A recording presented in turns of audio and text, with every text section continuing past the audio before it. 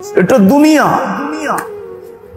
দুনিয়াতে যদি তুমি আরামে থাকতে চাও, সুস্থ থাকতে চাও, সবল থাকতে চাও, ভালো থাকতে চাও,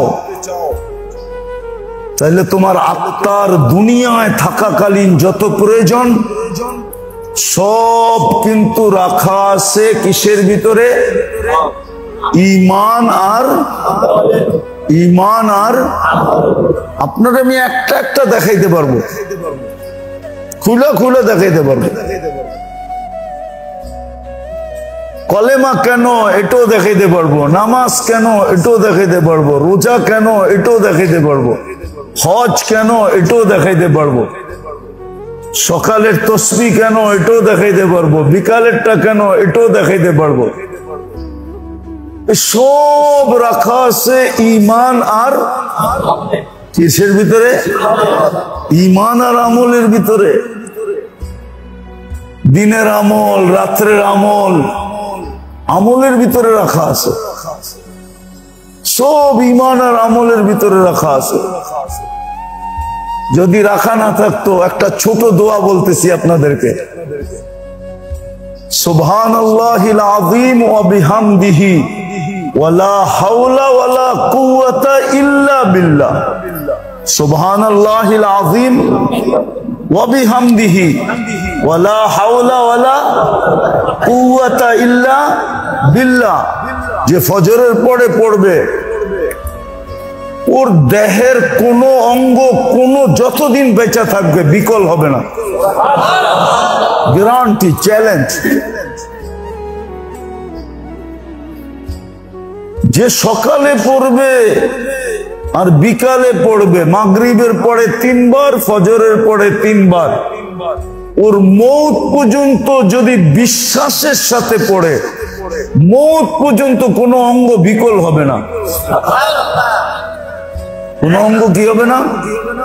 কি হবে না? কি হবে না? বিকল হবে না, বিকল হবে না। যে পড়বে, আল্লাহর রাসূল গ্যারান্টি দিছে, ওর কোন অঙ্গ মৌত পর্যন্ত বিকল হবে না। কোন অঙ্গ কি হবে না?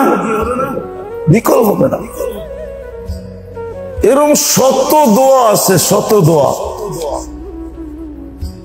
শত দোয়া আছে, শত ওজিফা আছে, কোরআনের শত আয়াত আছে। কোরআন তো পুরাটাই শেফা।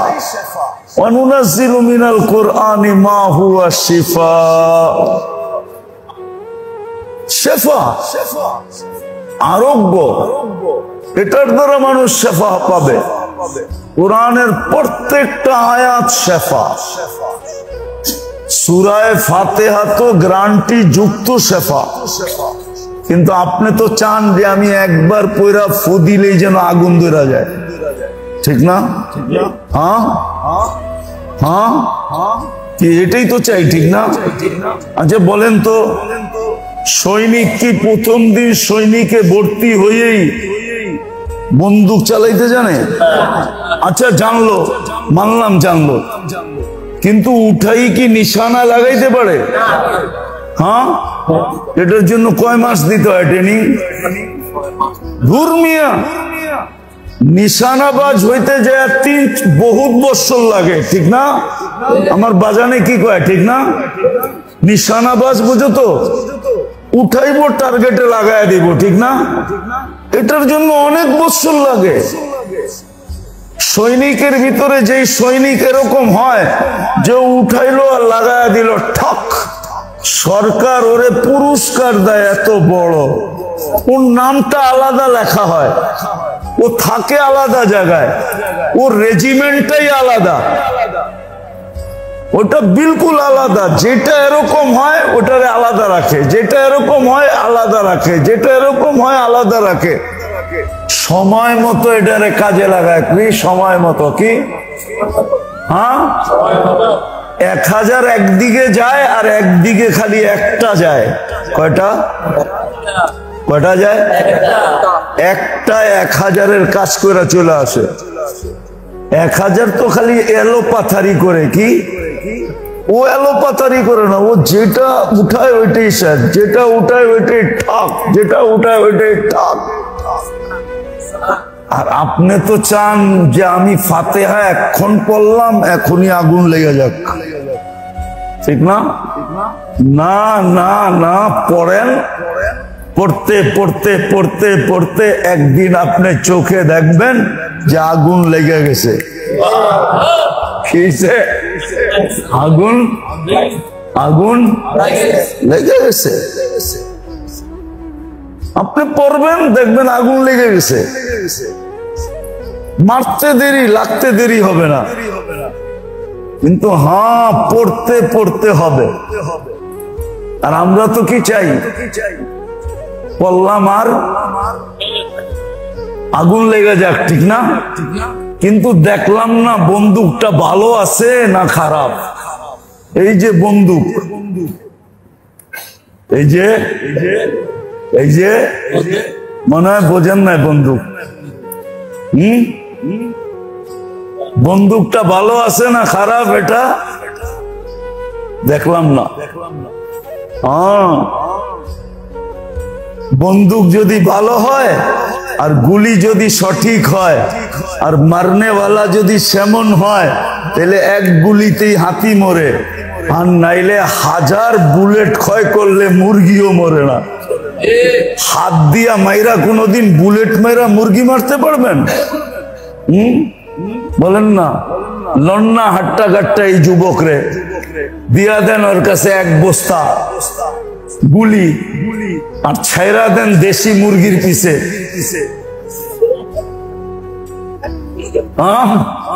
দৌড়াইবো আর হাত দিয়া মারবো, ঠিক না? কি বস্তার বুলি শেষ হয়ে যাবে, এর পিছে দৌড়াইতে দৌড়াইতে লঙ্গিও খুলা যাবে, কিন্তু মুরগি মরবে।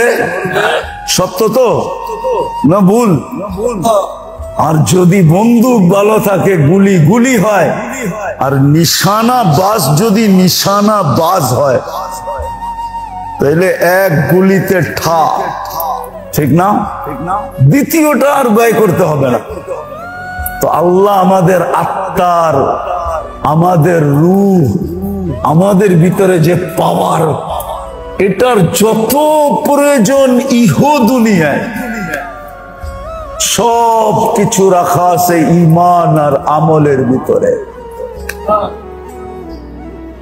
এই জন্যই তো মুসলমান আজমাইতে জানলো না। উর্দুতে একটা কবিতা আছে, একটা ছন্দ বলতেছি আমি, আজমাকে তো দেখ পুরা না উতরো তো ফির कहना। আল্লাহ বলতেছে আজমাকে তো দেখ। আফসোস আপনারা যদি সবাই উর্দু বুঝতেন, তর্জমা না করতে হইতো, তাহলে মজা হয়। ভাষা যখন বুঝে আসে আর তর্জমা যখন না করতে হয়, তখন কিন্তু যে বলে তার জন্য মজা লাগে, মজা। দেখেন না অ্যাসেম্বলিতে যখন কথা হয়, অনেকেই তো ইংলিশ কয়, ঠিক না? তো সবাই মজা পায়, কেন? সবাই ইংরেজি বোঝে, ঠিক না? যেগুলা বোঝে না, মমতাজ মার্কা, ওটি হয়তো মজা পায় না। নেটে কথা চলে যাবে, কিন্তু গেলে কোনো অসুবিধা নেই। হ্যাঁ, মমতাজ মার্কা যেগুলা, ওগুলা না বুঝলে কোনো অসুবিধা নাই, বাকি তো সবাই বোঝে। তো কি বলতেছিলাম জানি উর্দুতে, আজমাকে তো দেখ পুরা না উতরো তো ফির कहना। আল্লাহ বলে পরীক্ষা কইরা তো দেখ, 100-এ 100 না হয় তারপরে বলিস। এটা আল্লাহর চ্যালেঞ্জ, এটা হাদিসের তরজমা, কোরআনের এক আয়াতের তরজমা। আল্লাহর চ্যালেঞ্জ, আজমাকে তো দেখ পুরা না উতরো তো ফির कहना, তারপরে অভিযোগ করিস। আসল সত্য এটাই, আমাদের আত্মার সব ইহ জগতের সমস্ত ভিটামিন রাখা ছিল ঈমান আমলের ভিতরে। এই জন্য ঈমান আমল নিয়ে যারা গবেষণা করতে করতে করতে করতে করতে উচ্চ শিখরে উঠে গেছেন, ওরাই লিখছে इलाज हो सके दुआ से, परहेज करो दवा से। যদি ইমান আমল ইবাদত বন্দেগী দোয়া দিয়ে তোমার চিকিৎসা সেরা যায়, চিকিৎসা হয়, তাইলে দাওয়াত থেকে পরহেজ করো। আছে আছে আছে, এখন হয়তো নাই, আছে কিন্তু হয়তো খুঁজা বাহির করতে হবে। আছে কিন্তু ও কোনোদিন নিজেকে ধরা দেয় না, ওকে খুঁজা বাহির করা বহুত মুশকিল হয়ে যাবে। আছে, এখনো লোক আছে, এখনো লোক আছে যে মরাকে আঙ্গুল ধরে খাড়া করায় দিবে, মরাকে আঙ্গুল ধরে কি করায় দিবে। আছে, এরকম লোক আছে। ওর দোয়ার ভিতরে তাসির আছে, ওর বন্দুক ঠিক আছে, ওর বন্দুক গুলিও ঠিক আছে, নিশানাও ঠিক আছে, নিশানা বাজ, করতে দেরি খাড়াইতে দেরি করে না। আছে, এখন আছে। আফসোস, এই উম্মতকে এই জন্যই দিছিলেন, দুই জিনিস উম্মতকে এই জন্যই দিছিলেন, যে উম্মত জমিন থেকে উৎপাদিত জিনিস খায়ও যেন ফুর্তিতে থাকে, আর ইমান আমল ইবাদত দিয়েও যেন ফুর্তিতে থাকে। আমাদেরকে ফুর্তিতে থাকার জন্য দিছিলেন, এনজয় করার জন্য দিছিলেন। এনজয়। জানি না বাইরের লাউড স্পিকার খোলা আছে কিনা, নাইলে ভিতরেরটা খোলা থাকলে বলতাম। আল্লাহ এনজয় করতে দিছে আমাদেরকে, আমরা তো এনজয় বুঝি না। আমাদের জীবনে কোনো এনজয় নাই। এটা এনজয় নাকি? এটা এনজয় বললে আবার কেউ রাগ হয়ে যাবে। এটার নাম এনজয় না, এনজয় এটার নাম না। এনজয় তো এটা হলো স্বামীর জন্য, এনজয় তো এটা হলো যে ঘরে ঢুকবে, স্ত্রী পাও টিপা ঘুম পড়াবে, এটার নাম হলো এনজয়। ঘরে ঢুকবে, সন্তানরা বাবার কেউ পাও মোছাবে, কেউ গাও মোছাবে, কেউ চেহারা মোছাবে, কেউ পাঞ্জাবিটা রাখবে, কেউ জুতাটা খোলা রাখবে, তারপরে বলবে শো, আমরা তোমার শরীরটা মেসেজ করে দিই। যেমন শাফি রহমতুল্লাহ আলাই মাকে ঘুম পড়াইতো, পাও টিপা টিপা তেল লাগায় লাগায়, সন্তান এরকম তেল লাগায় লাগায় ঘুম পড়াবে, এটার নাম হলো এনজয়। সকালে কাজে যাওয়ার সময় সন্তান জিজ্ঞাসা করবে বাবা, একজন জিজ্ঞাসা করবে তুই কি খাবি, আরেকটা জিজ্ঞাসা করবে তুই কি খাবি, তুই বললাম। অনেক সময় মহব্বতে সন্তান এটা ডাকায়া বলি, কিন্তু মহব্বত বেশি করলে তুমি বলে, কি তুই বলে বা কি বলে, তুমি বলে। বাবাকে জিজ্ঞেস করে বাবা তুমি কি খাইবাস, এটা জিজ্ঞেস করছে তুমি কি খাইবা, ওটার একটা দিয়ে কোয়া বিদায় দিছে, আরেকটা জিজ্ঞেস করতেছে তুমি কি খাবা, বিকালে কি আনবো, ওরে আবার আরেকটা কোয়া বিদায় দিছে, আরেকটা জিজ্ঞেস করছে তুমি কি খাবা, ওরে আবার আরেকটা কোয়া বিদায় দিছে। বিকালে তিন সন্তানই তিন ধরনের জিনিস নিয়ে আসছে, খাও। তুমি না খাইতে চেলা, এটার নাম এনজয়। বাবে হাসি দিয়া বলে কই খাইতে চাইলাম, তোরা জিজ্ঞাসা করছো এই জন্য তোদের মন ঠিক রাখার জন্য বলছি। আমি কি খামু নাকি? এটা আমার খাওয়ার বয়স, আমি এই বয়সে খাইতে পারি, তোরা খা আমি দেখি। এটার নাম হলো এনজয়। মুসলমান তো আজকে এনজয় জানে না, এনজয়ও বোঝে না, এনজয় বোঝে না। রাগ হবেন না, আমার কথা বুঝতে চেষ্টা করেন, রাগ হবেন না। মুসলমান আজকে এনজয় বোঝে না, এনজয় বোঝে না, খালি গৌরব বোঝে। কি বোঝে? কি? হ্যাঁ, গৌরব বোঝে, এনজয় বোঝে না। তো আল্লাহ আমাদেরকে এনজয় দিছিলেন দুই জিনিস দ্বারাই। দেহের জন্য এনজয় ছিল, জমিনের সমস্ত উৎপাদিত জিনিস আমরা ব্যবহার করব, কিন্তু যাই না শুই না শিখা এরকম ভাবে ব্যবহার করব যে আমার শরীরে যেন আর কোনো ওষুধের প্রয়োজন না হয়, আমার খাদ্যই আমার জন্য ওষুধ হয়ে যায়। আর আত্মার জন্য দিছিলেন, আত্মার জন্য ঈমান, আমল, দোয়া। এই জন্যই দুই মনীষী দুই ধরনের উক্তি দিছেন।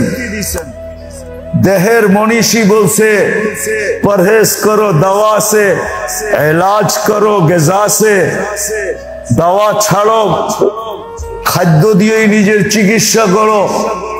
আর আত্মালা বলছে পরহেজ করো দাওয়া সে, ইলাজ করো দোয়া সে। ইবাদত দ্বারা। সত্য এই জন্যই মুসলমানের যে আজকে দুরবস্থা, মুসলিম সমাজ যে আজকে দুরবস্থার শিকার, শুধু এই কারণে,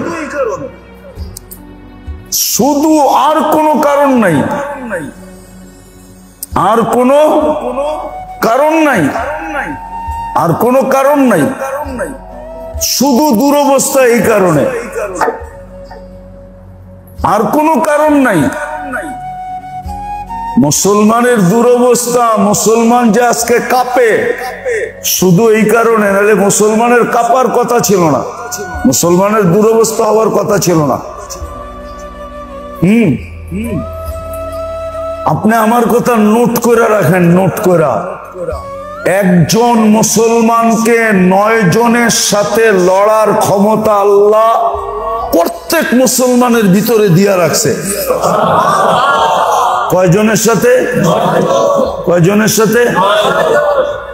কেউ যদি আমার সাথে চ্যালেঞ্জ করতে চায়, পরে চ্যালেঞ্জ করবো। একজন মুসলমানের ভিতরে 9 জনের সাথে লড়ার ক্ষমতা কে দিছে? কে দিয়া রাখছে? আল্লাহ দিয়া রাখছে। আমি কম বললাম, আমি প্রমাণ করতে পারবো এর চেয়ে বেশি দিয়া রাখছে। যদি মুসলমান নিজের চিকিৎসা দোয়া দিয়া করত, আত্মার চিকিৎসাটা যদি দোয়া দিয়া করত, যদি আত্মার চিকিৎসা মুসলমান দোয়া দিয়া করত, তাহলে একজন মুসলমানের সামনে, একজন মুসলমানের ভিতরে, এটা দুনিয়ার কোন তাহকিক জানে না, দুনিয়ার কোন গবেষণা এটা জানে না, কেন ও এই পর্যন্ত যাইতেই পারবে না। যে গবেষণার কথা আমি আপনাদেরকে বললাম, মিডিয়ায় কথা যাইতেছে, একজন মুসলমানের শরীরে আল্লাহ 9 জনকে প্রতিহত করার শক্তি দিচ্ছেন।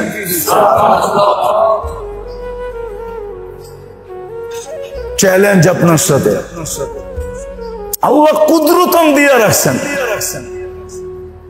কি? কিন্তু মুসলমান নিশানা বাজ হয় না। যদি নিশানা বাজ হইতো, যদি ওর বন্দুক ঠিক থাকতো, যদি ওর গুলি ঠিক থাকতো, আর ও যদি নিশানা বাজ হইতো, তাহলে কোরআনে এর চেয়ে বেশি আছে, কোরআনে এর চেয়ে বেশি আছে। একজন 100 জনকে সাইজ করে ফেলবে, একজন 100 জনকে। একজন কয়জনকে? 100 জনকে। তাইলে ওই শক্তি আল্লাহ, ওই আল্লাহ 9 জনেরটা কি করে দিবে? 100 বানায় দিবে। 100 9 জনেরটা কি বানায় দিবে? 100 বানায় দিবে।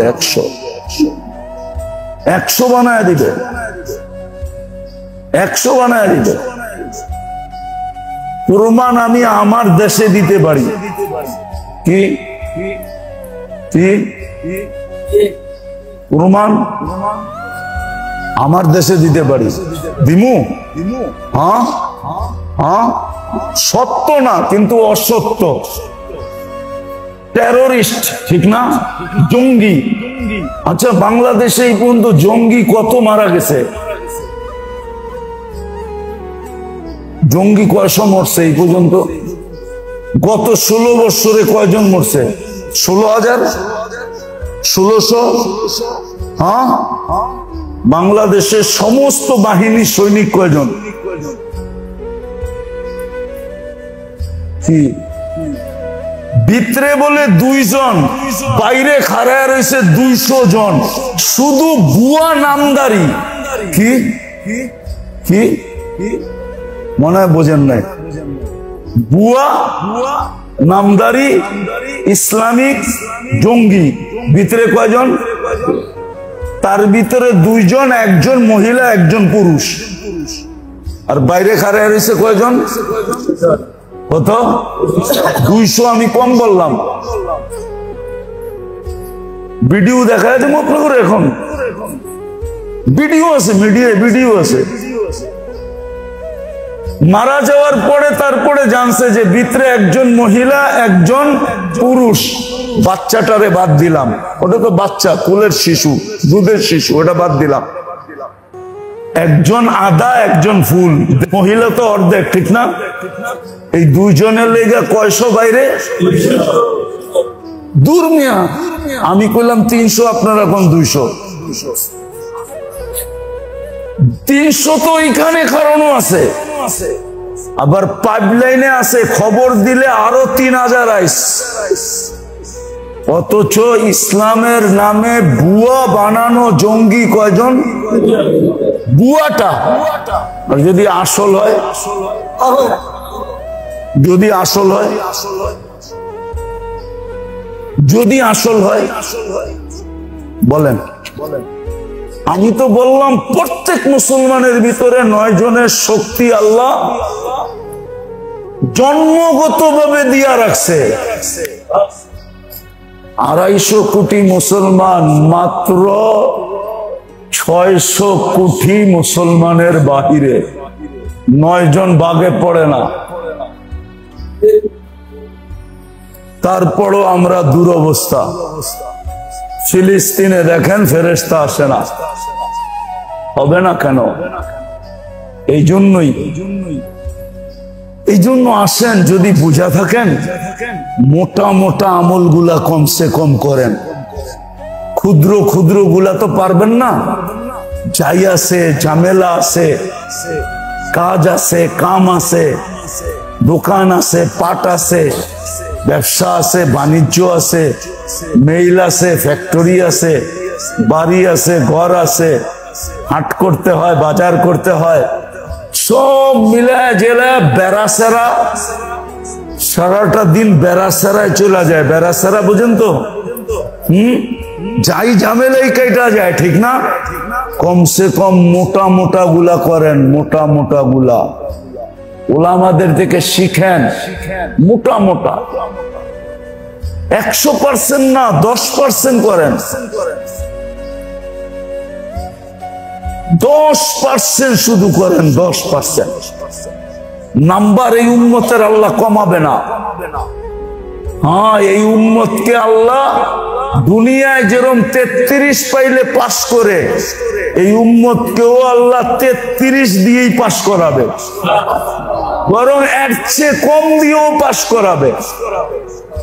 আপনি চিন্তা করেন না, আপনি এতটুক মোটা মোটা করেন যেটা না করলে নাই। এই জন্যই তো আমি বলি যে এই উম্মত যদি কিছু না করতো,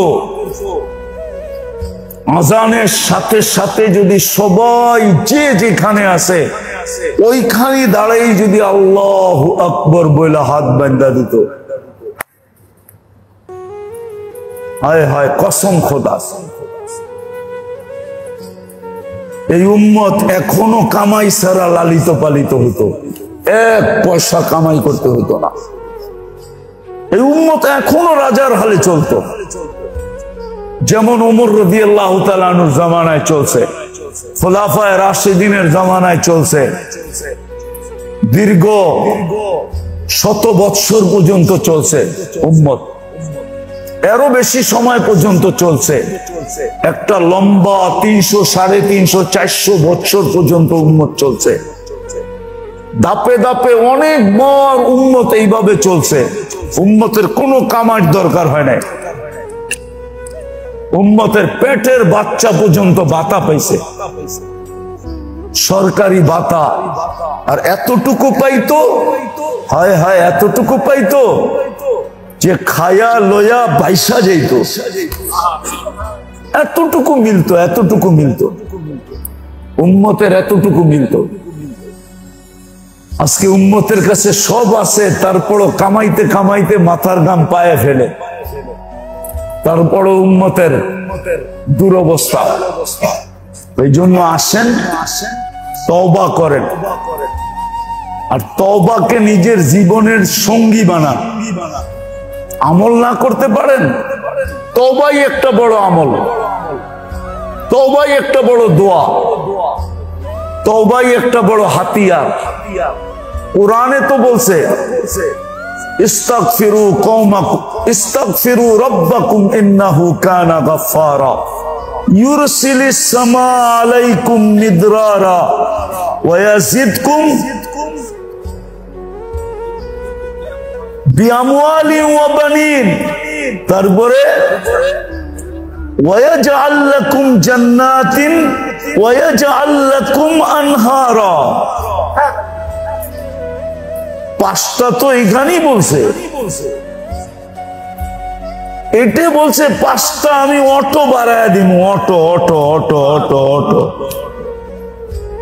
অটো অটো বাড়ায় দিব, অটো অটো করে দিব, 5 পুরস্কার দিব। আর হাদিসের ভিতরে বলছে মান লাজিমাল ইস্তিগফার আখরাজাল্লাহু মিন কুল্লি হাম্মিন ওয়া গাম্মিন। আল্লাহ রাসূল গ্যারান্টি দিতেছে হাম আর গম। ওয়া ইয়ারযুকহু মিন হাইসু লা ইয়াহতাসিব, ধারণা অতীত ওকে রিজিক দিব, পালবো। ও ধারণা করবে 20 টাকার জামা, আমি ওরে পড়ামু 200 টাকার জামা। ও ধারণা করব 20 টাকার জুতা, আমি ওরে পড়ামু 200 টাকার জুতা। ও ধারণা করব এই মাসে 50,000 হইলেই হবে, আমি ওকে এই মাসে 50 লাখ দিয়া পালবো। ধারণা অতীত দিব, গ্যারান্টি। ইস্তিগফারকে সঙ্গী বানা। ওলামাদের কাছ থেকে শিখা শিখা মোটা মোটা আমল করেন, মোটা মোটা।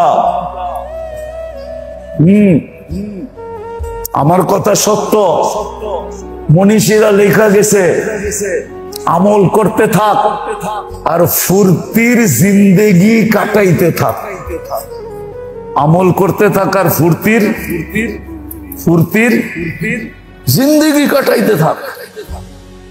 আমল করবা, ফুর্তিতে থাকবা, ফুর্তিতে। শুধু শুধু কোরআন বলে না আলা বিযিকরিল্লাহি তাতমাইন্নুল কুলুব। তোর রাজধানী চমকায়া দিমু, রাজধানী। কোরআন বলে তোর রাজধানী কি কি দিমু? চমকানো বোঝেন? আরে একটা ইঙ্গিত দিতেছি, কয় লাল নীল বাতি দিয়া বইরা দিমু। বহুত পুরান যুগের কথা, কিন্তু লাল নীল মনে হয় বোঝেন নাই। লাল নীল বাতি দেখা বলে পরাণ জুড়াইছে, এখন মনে উঠছে? হ্যাঁ, আল্লাহ বলে তোর রাজধানী লাল নীল বাতি দিয়া বইরা দিমু। রাজধানী হইল কলব। আলা বিযিকরিল্লাহি তাতমাইন্নুল কুলুব। আল্লাহ বলে তোর রাজধানী চমকায় দিব। রাজধানী কি করে দিব? চমকায় দিব। শুধু শুধু বলেন নাই, করবেন। ইস্তিগফার করেন, ইস্তিগফারকে সঙ্গী বানান, মোটা মোটা আমল গুলা করেন। তার ভিতরে সবচেয়ে বড় আমল হলো জামাতের নামাজ। কি?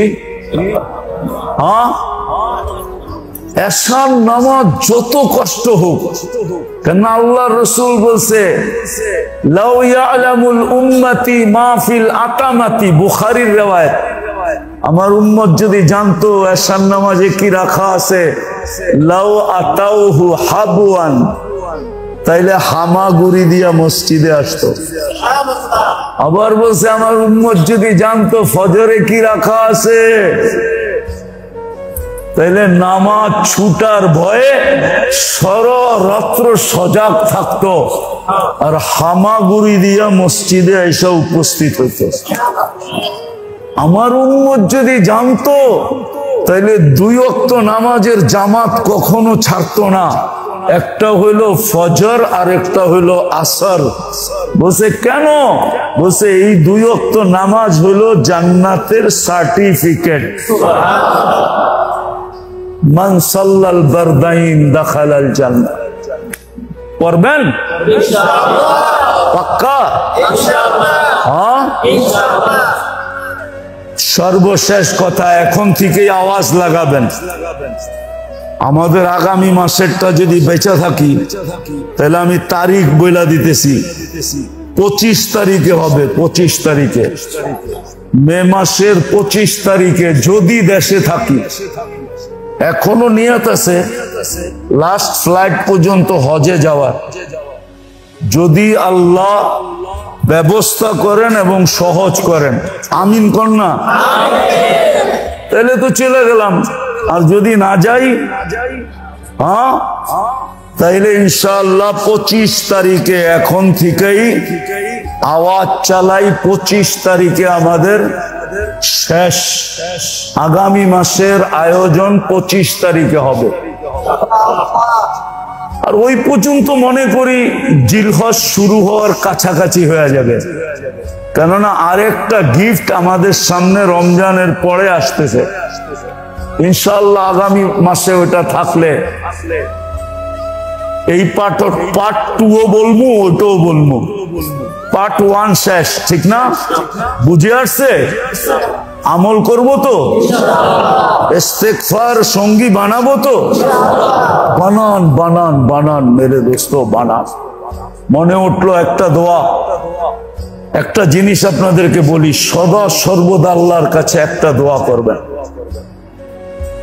এবং সবাইকে দিয়া করাবেন।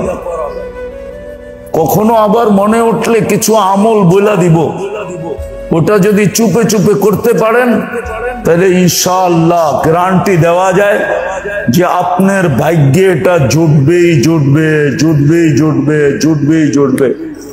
সব সময় দোয়া করবেন আল্লাহ খাতেমা বিল খায়ের করেন।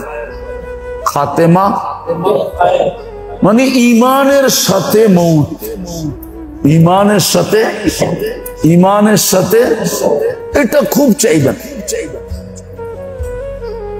সত্য কাহিনী আপনাদেরকে শুনাইতেছি, আমি কিন্তু কাহিনীতে তেমন বিশ্বাসী না, আর আমার বয়ানে কাহিনী কাহিনী খুব কম, নাই বললেই চলে, কিন্তু সত্য বিদায় বলতেছি। এক ব্যক্তি স্বপ্নে দেখতেছেন সৌদি আরবের কাহিনী, যে অমুককে তুমি হজ উমরা করাও, এবং স্বপ্নে তাকে ফোন নাম্বার পর্যন্ত বলে দিছে। একবার দেখে না, একাধিকবার, বহুতবার দেখছে। পরে এক আলেমের কাছে যায় বলছে যে আমাকে তো স্বপ্নে এটা বলা হইতেছে অমুককে উমরা করানোর জন্য, আর মোবাইল নাম্বারও আমাকে দিছে স্বপ্নের মাধ্যমে, আমি মোবাইল নাম্বার জানি। তো বলছে ঠিক আছে তুই ফোন লাগা, ফোন লাগা। হতে পারে তার জন্য কোন মঙ্গল অপেক্ষা করতেছে, যেটা আল্লাহ তোমার মাধ্যমে ঘটাইতে চাইতেছে। ডাইরেক্ট না ঘটায়া তোমার মাধ্যমে ঘটাইতে চাইতেছে, আর তোমাকেও এটার ছোঁয়া লাগাইতে চাইতেছে। তো ওইখানে বসে ডায়াল করছে, হ্যাঁ রিং যায় ঠিক মতো লাগছে। তো বলছে ভাই তোমাকে আমি উমরা করাইতে চাইতেছি। বলছে আমার বয়স তো এতদিন হয়ে গেল, আমি রিয়াদে থাকি, কিন্তু আমি আজ পর্যন্ত আল্লাহর ঘর দেখি নাই, আল্লাহর ঘর দেখি নাই। তো কথাবার্তা পাক্কা হয়ে গেছে, টিকেট টুকেট সব পাঠায় দিছেন। মক্কার লোক এই স্বপ্ন দেখছে, তো আসছে যখন উমরা শেষ হয়ে গেছে। উমরার কাজেই তো হলো কতটুকু, এহরাম বাঁধা আর তোয়াফ করা, সাই করা আর মাথা মুন্ডানো, এতটুকুই উমরার কাজ। তো কাম কমপ্লিট করে যখন হেরেম থেকে বাহির হবে, তো ওই ব্যক্তি কয় যে আমি 2 রাকাত নামাজ পড়া বাইরি, আমার তো উমরা কমপ্লিট, আমি তো চলে যাব। তো সেজদায় গেছে, এখন সেজদা লম্বা হইতেছে, যে উমরা করাইছে সে অপেক্ষা করতেছে, দেখতেছে সেজদা একটু অস্বাভাবিক লম্বা। তো এখন মনে ভাবছে এত বড় লম্বা সেজদা কেন, হাত দিয়া দেখে পাবলিক নাই, পাবলিক হয়ে গেছে। বাড়িওয়ালাদেরকে জিজ্ঞাসা করছে, খবর দিছে যে মারা গেছে, বলছে আর রিয়াদে আইনা লাভ কি, মক্কায় দাফন করো, হয়ে গেছে জান্নাতুল মুআল্লায় দাফন।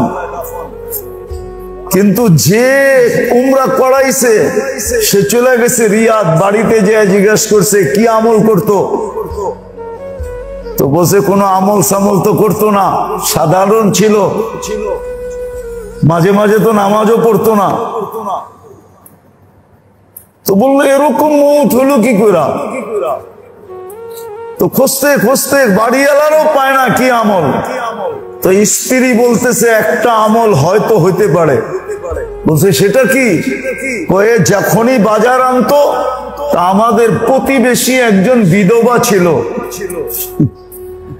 আমাদের জন্য যতটুক বাজার আনতো ঠিক ওই বিধবার জন্য অতটুকুই বাজার আনতো, ওই আইটেমেই আনতো।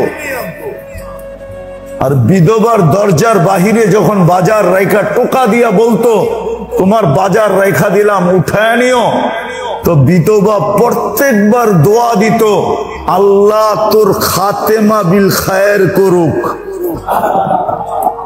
আল্লাহ তোর খাতেমা বিল ইমানি মৌত করুক আল্লাহ তোর।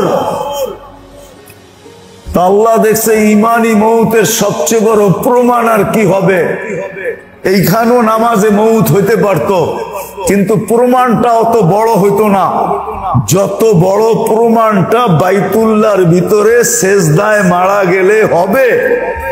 এত বড় প্রমাণ রিয়াদে মারা গেলে হবে না, এই জন্য কোন বান্দাকে স্বপ্নে দেখাইছে আরে উমরা করা জলদি।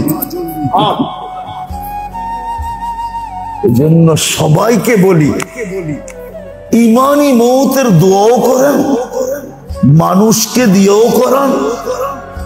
আবার কিছু আমল আছে, একটা তো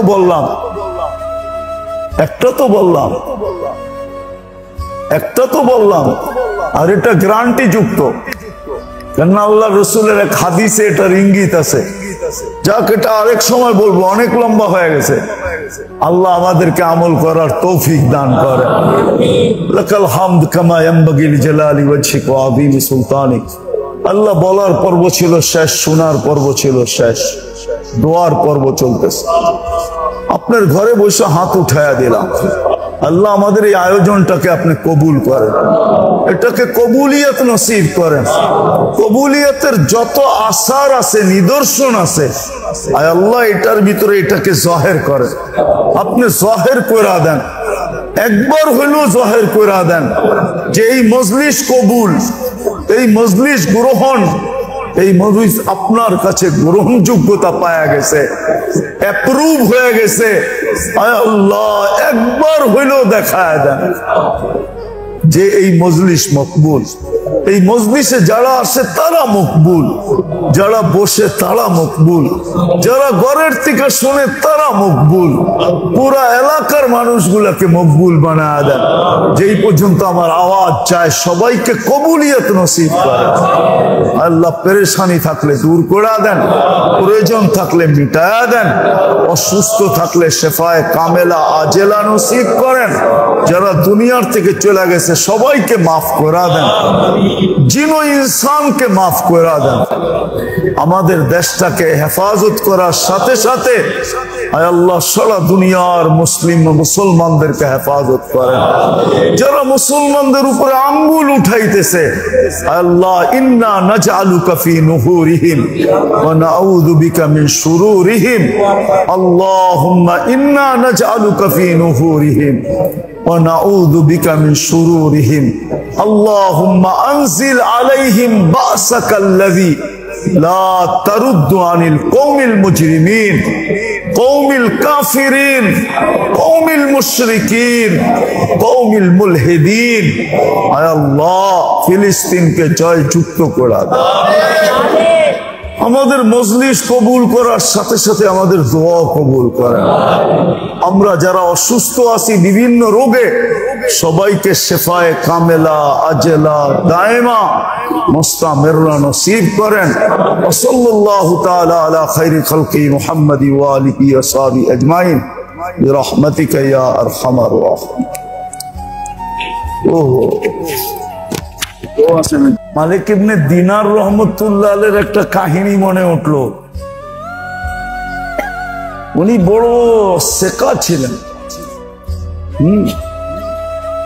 মালিক ইবনে দিনার রহমতুল্লাহ আলাইহি বড় উঁচা লেভেলের আল্লাহওয়ালাও ছিলেন, আবার উঁচা লেভেলের ব্যক্তিত্ব ছিলেন। উঁচা লেভেলের ব্যক্তিত্ব ছিলেন মালিক ইবনে দিনার রহমতুল্লাহ আলাইহি। তো উনি বলেন যে আমি এক ব্যক্তির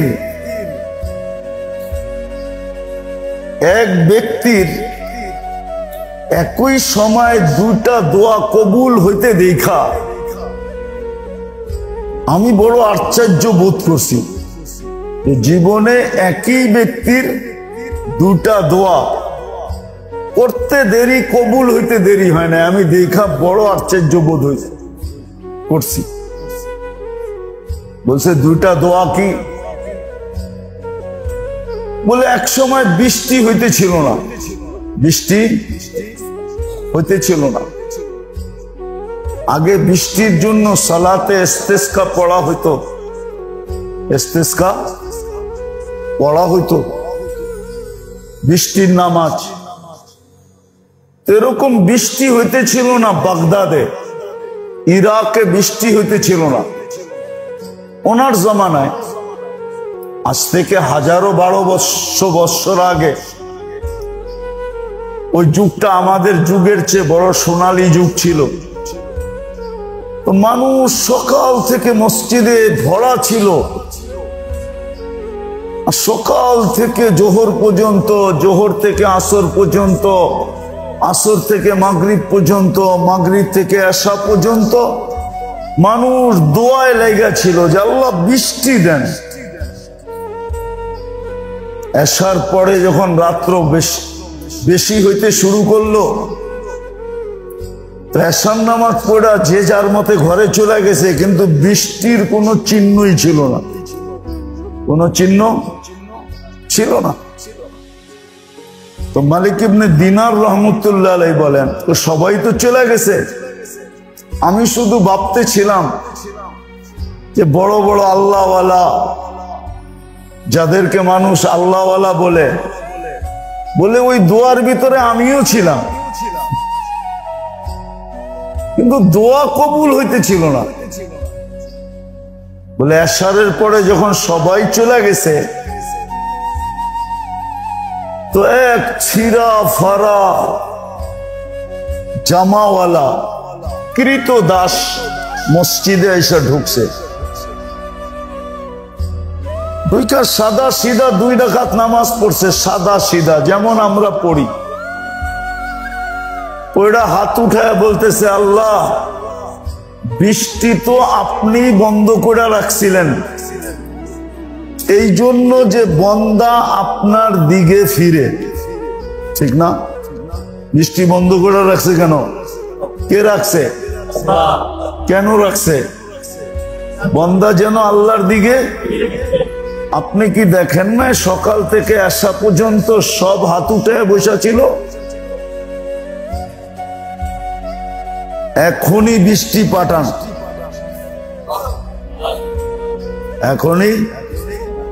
এখনই বৃষ্টি পাঠান। তো মালিক ইবনে দিনার রহমতুল্লাহ আলাইহি বলে, ও বারবার বলতেছে এখন পাঠান, এখন পাঠান। বলে আমি বাহিরে দেখতেছিলাম যে কোত্থেকে যে মেঘ আসলো আর গর্জন শুরু হলো আর ঝুমঝুমে বৃষ্টি শুরু হলো, অথচ সারা মজমা ফজরের পরে থেকে আসা পর্যন্ত বসা ছিল। বলে বৃষ্টি যখন হয়ে গেল ও ওইটা মসজিদ থেকে হাঁটা শুরু করলো। তা আমি একটু দূরত্ব রেখা ওর পিছে যেতে শুরু করলাম যে দেখি ও যায় কই, করে কি। তো যেতে যেতে দেখলাম যে এক ঝুপড়ির ভিতরে ঢুকলো। তা আমি ওর পিছে ঢুকতে চাইলাম, একজনে বাধা দিল, না ঢুকা যাবে না। বলে কেন? বলছে এখানে সব কৃতদাসরা থাকে।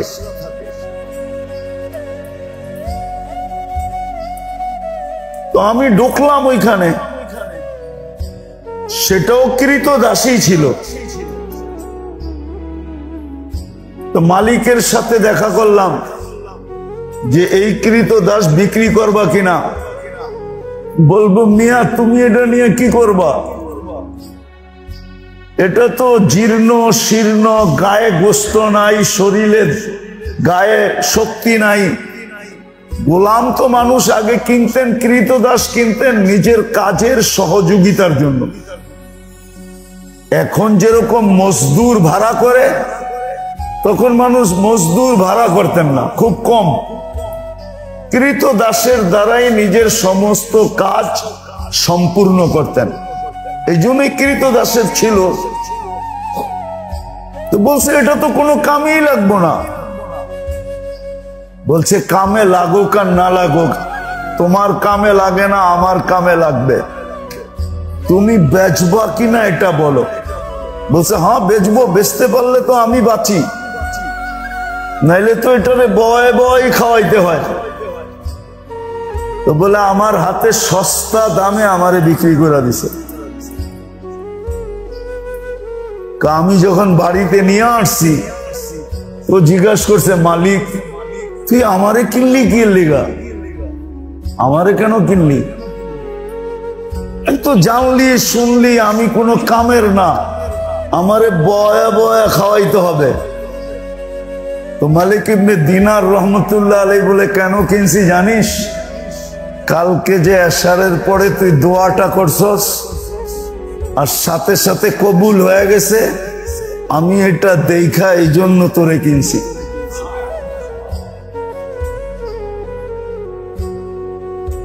তো যখন এটা বলছে তো ওইখানেই সেজদায় পড়ছে, আর পড়ে একটা চিৎকার দিছে, ইলাহি কানা সিররু বাইনি ওয়া বাইনাকা ফাযহার। কানা সিররু বাইনি ওয়া বাইনাকা, এক ভেদ, এক লুকায়িত জিনিস তোমার আর আমার মাঝে ছিল। আজ পর্যন্ত কেউ জানতো না যে তোমার আর আমার মাঝে এত ঘনিষ্ঠতা, কেউ জানতো না। ফাযহারা কানা সিররু বাইনি ওয়া বাইনাকা ফাযহারা, তোমার আর আমার মাঝে ভেদ ছিল, কেউ জানতো না।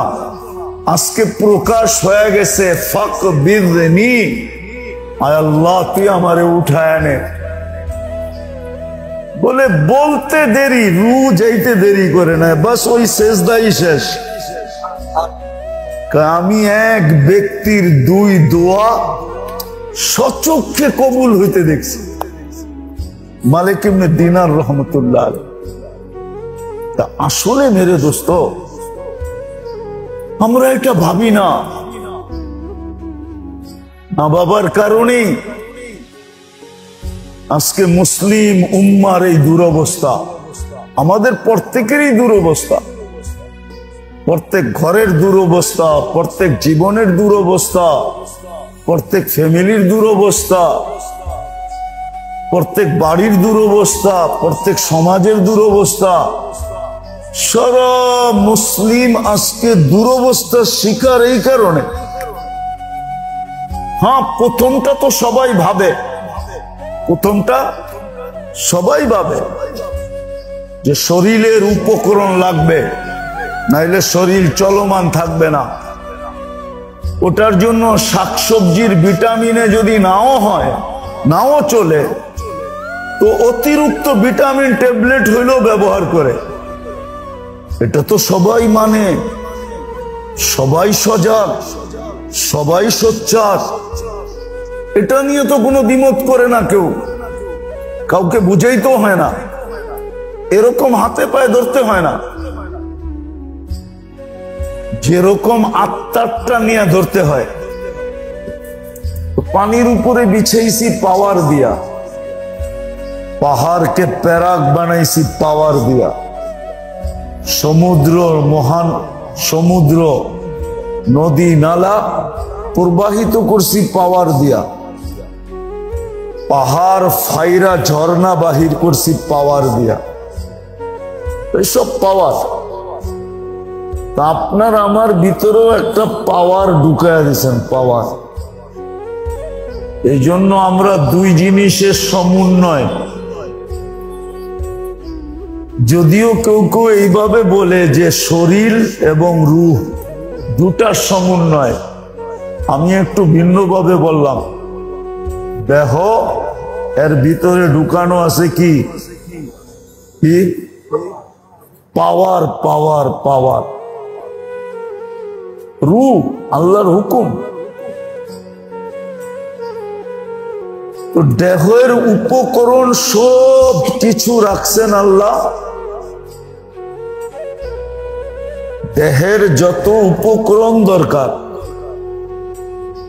সব কিছু রাখছেন আল্লাহ। এই জমিন থেকে উৎপন্ন হওয়া সমস্ত বস্তুর ভিতরে, জমিন থেকে যত বস্তু উৎপন্ন হয় সমস্ত বস্তুর ভিতরে রাখছেন এই দেহের সমগ্র প্রয়োজনীয় উপকরণ।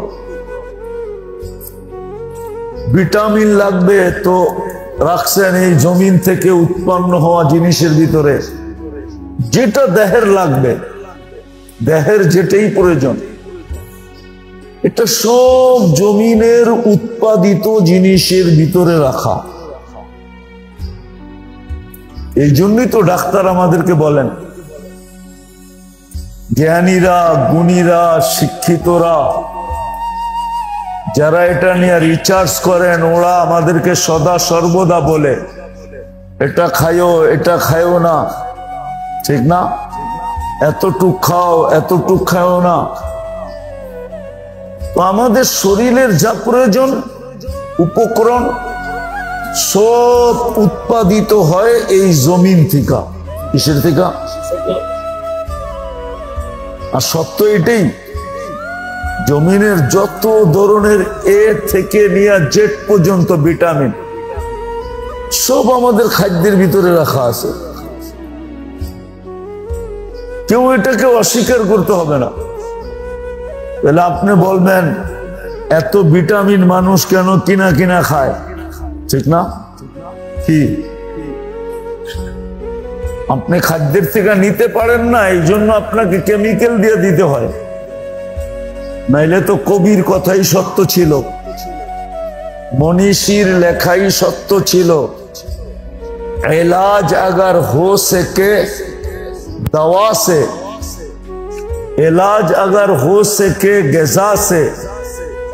उर्दू बुझेन? बुझेन उर्दू? ताऊ तो बुझेन ना। इलाज अगर हो सके गज़ा से, परहेज करो दवा से। তোমার চিকিৎসা যদি খাদ্য দিয়া হয় তাহলে ওষুধের দ্বারে কাছেও যেও না। একজন মনীষী লিখছে, আমি বানায় বলতেছি না, লিখছেন ইলাজ अगर हो सके ग़िज़ा से, খাদ্যের দ্বারা যদি তোমার চিকিৎসা সম্ভব হয় তো পরহেজ করো দাওয়া সে, ওষুধের কাছে দাঁড়াও যেও না। কিন্তু আমরা জানি না, খুব কমই জানি, আল্লাহ রাখছেন কিন্তু আমাদের খাদ্যের ভিতরে জমিনের উৎপাদিত জিনিসের ভিতরে সমগ্র ধরনের ভিটামিন, শরীরের চাহিদা পূরণ হওয়ার সব কিছু রাখা আছে, সবকিছু রাখা আছে, খুঁটি নাটি সবকিছু। আমরা এটা নিয়ে গবেষণা করি না, এই জন্য পাই না।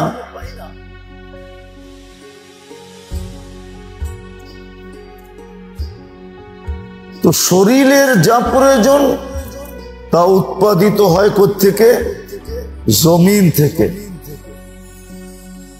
সব জমিনের ভিতরে রাখা আছে, জমিন থেকে উৎপাদিত হয়।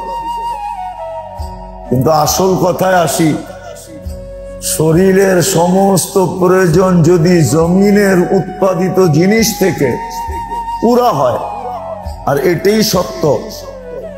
এই জন্যই মনীষীরা গবেষণা করতে করতে করতে করতে একটু আগে যেটা বললাম, যে খাদ্য দিয়া চিকিৎসা করো, ওষুধ দিয়া না। আমরা করতে জানি না। একটা কাহিনী শোনাই হাদিস থেকে, তাইলে বুঝে আসবে। আল্লাহর রসুল আমাদেরকে বুঝাইছিলেন, ইরান যখন স্বাধীন হয়ে যায়, পারস্য এটাকে বলে, যখন স্বাধীন হয়ে যায়, উমর রাদিয়াল্লাহু তাআলা আনহুর জামানায় যখন 4 মহাদেশ মুসলমানের কাছে চলে আসে, এশিয়া, আফ্রিকা, ইউরোপ, রাশিয়া, ইসলাম যখন চতুর্দিকে ছড়ায়া যায়, যখন ছড়ায়া যায় 36 লক্ষ মুরাব্বা মাইল মুসলমানের পরিধি, তখন ক্যাপিটাল ছিল, রাজধানী ছিল মদিনা মুনাওয়ারা। ইরানের বড় ডাক্তার মনে করছে যে যাক, ইরান যদিও একটা মহাশক্তি ছিল, তখন দুনিয়াতে শক্তি দর দুনিয়াটা 2 ভাগই ভাগ ছিল, হয়তো রুমের আন্ডারে, না হয় পারস্যের আন্ডারে। কিন্তু দুটোটাই যখন ভেঙে গেছে আর মদিনা ক্যাপিটাল হয়ে গেছে, তো সে ভাবছে আমার ক্লিনিকটা মদিনা নিয়ে গেলে ভালো হয়। বড় অভিজ্ঞ ডাক্তার, হেকিম যাকে বলে, তো সে মদিনা মুনাওয়ারা এসে ক্লিনিক খুলছে। কিন্তু দিন যায়, সপ্তাহ যায়, মাস যায়, কোনো রোগী নাই। তো বলছে এত আশা নিয়ে আসলাম রাজধানীতে, মুসলিম জগৎ দুনিয়ার রাজধানী, ভাবলাম ব্যবসা জমজমাট হবে, যাও যেই কটা রুগী ইরানে থাকলে পাইতাম, এখন তো এখানে একটাও পাই না। জিজ্ঞাসা করছে ভাই রুগী নাই কেন? সবাই বলতেছে এটা তো বলতে পারবো না, রুগী কেন নাই? বলছে এটা আমাকে বলো, তোমাদের নবীজি খাওয়ার পদ্ধতি কি বলছে? বলছে আমাদের নবীজি তো প্রথমে বলছে লা তাকুল হাত্তা তাজু, খিদা না লাগলে কখনো খায়ও না, যদিও তোমার সামনে স্বর্ণ দেওয়া হয়। খিদা না লাগলে যদিও স্বর্ণ দেওয়া হয়। মানেন এটা? কয়জনে মানেন? একজনও তো মানি না, ঠিক না? মানেন? কি এই দিকের কেউ মানে? কেউ মানে না। বলছে খিদা না লাগলে খাও না, স্বর্ণ যদি তোমার সামনে রাখে স্বর্ণ পরি সমান মূল্যবান জিনিসও দুই রাখে খায় না, হাতেই দিও না। বলছে দ্বিতীয় কি বলছে বোধহয়, ইদা আকালতা ফালা তাসবা, যখন খাইবা তো পেট বেড়া খাইবা না। আমরা তো মাঝে মাঝে আল্লাহর উপরও অভিযোগ করি, ঠিক না, যে কি একটা ছোট পেট দিল, 2-4 লোকমাই ভরা যায়, ঠিক না? কি দাওয়াতে সাওয়াতে গেলে এটাই তো কই, ঠিক না? যদি পেটটা একটু বড় হইতো তাইলে আরো 2-4টা বুটি ভিতরে ঢুকানো যেত, আর 2-1টা রান খাওয়া যেত, ঠিক না?